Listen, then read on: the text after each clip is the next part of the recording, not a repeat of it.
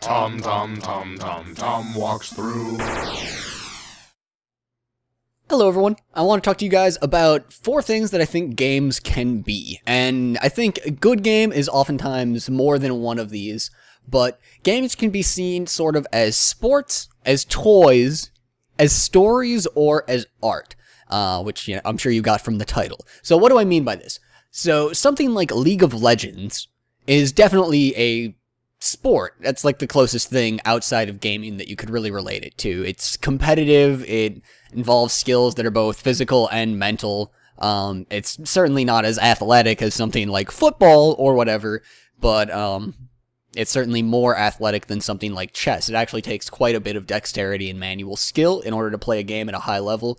And the same people that are scoffing at that right now are the people that would completely and utterly fail at trying to play something like League of Legends because they can't move their hands quickly enough. Another thing that games can be is a toy. Something like Just Cause 2, which is an absolute blast, especially with the multiplayer mod. But this is a game that it's basically just a sandbox, and there's no story to it. It's really just a super enjoyable distraction. You get to play around with jets and make big booms with big guns, and there's nothing wrong with that at all.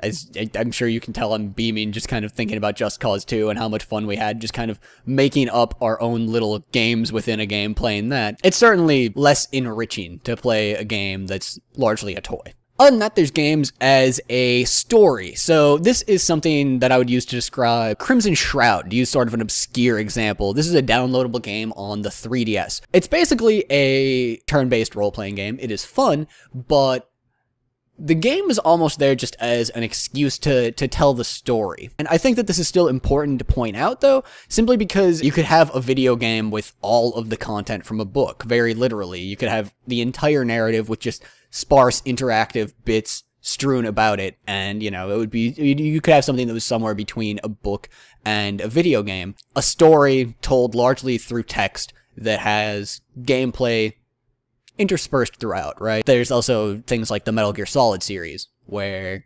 cinematics take up almost a majority of the time you spend playing the game. So definitely games are a great storytelling medium, above and beyond that which you could get in other mediums, because you can contain other mediums with them.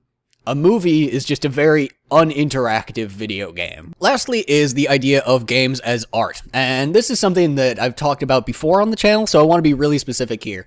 I'm more so just talking about visual art. Games that would fall into this category would be things like Rez, for PlayStation 2, I think, actually. It was a shoot-'em-up, but a very, psychedelic one. Just every time you looked at the screen, it was absolutely gorgeous, just bleeding color off of the screen. The sequel to this game is actually Children of Eden, which uses the Kinect, so you're actually playing a shoot-'em-up by doing, kind of Minority Report type gestures with the Kinect. You can also play it with a controller, though I've heard that the Kinect really does actually add something in this case.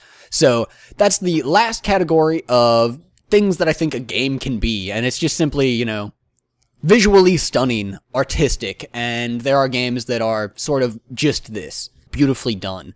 And these can still be moving, kind of transcendent experiences that don't have to be, that entertaining as a toy, or that competitive as a sport, or that compelling as a story, and still just be compelling as just a visual piece. So you can still tell messages, of course, while being abstract. So those are 4 ways that I sort of think about games, and if you guys have anything else to add to this, please do so in the comments. Let me know what you think about this, sort of surface level of analysis, just what can a game be, and, feel free to dig deeper in the comments too. Look forward to more of these analytical sort of vlogs in the near future. I've been putting out about 1 a week. I'm trying to get that up a little bit, but right now I'm limited by just how often I have ideas of what to put up. So if you have any further ideas for stuff like this, hey, let me know what you want to hear about. Absolutely. This channel can be whatever you guys want it to be, and I will see you guys next time.